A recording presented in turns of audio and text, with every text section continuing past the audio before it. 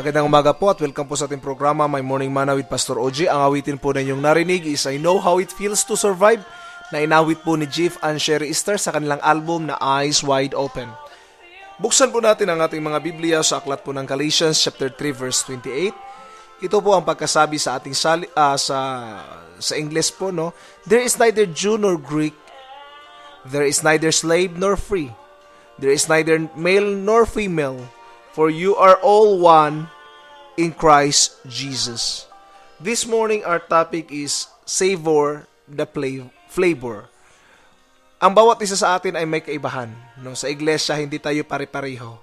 Yung ugali natin ay may pagkakaiba. Iba-iba ang race natin. No? Ang iba ay pinanganak na Ilocano. Ang iba pinanganak na Bisaya, tulad ko. Ang iba pinanganak na pure na Tagalog. Ang iba ay Ilonggo or Ilongga. So church, every one of us is different.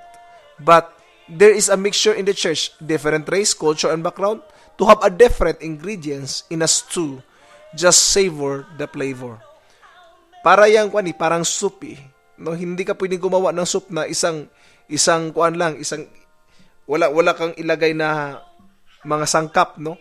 Iba-ibang sangkap para magkaroon naman ng lasa yung niluluto.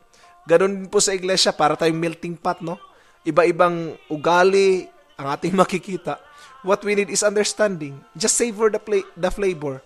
Understand one another. We might have differences, but Christ came and make us united in one spirit, no?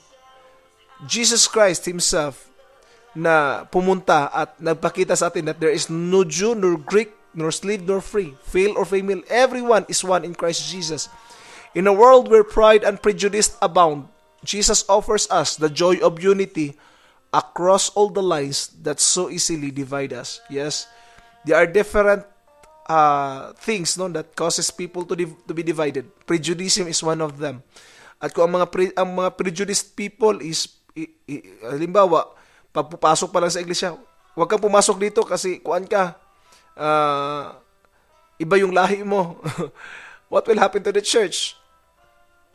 We will not become an example to the world. Remember this, that Christ's love creates unity in the midst of diversity. We are diverse or different in our attitude, sa pagpapalaki sa atin, iba-iba tayo.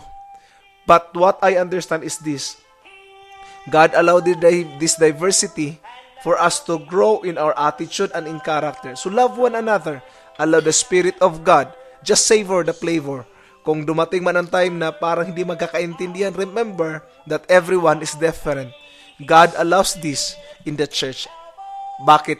Para ma-develop natin ang pag-ibig sa bawat isa. Bakit? Kung wala kasing taong iibigin, paano ka iibig? Diba? Kung siya naman ay kaibig-ibig, paano mo ma-develop yung tunay na pag-ibig? So God allows people who are unlovable to be loved so that the true nature of Christ will be revealed sa pamamagitan mo. God bless po at magandang umaga.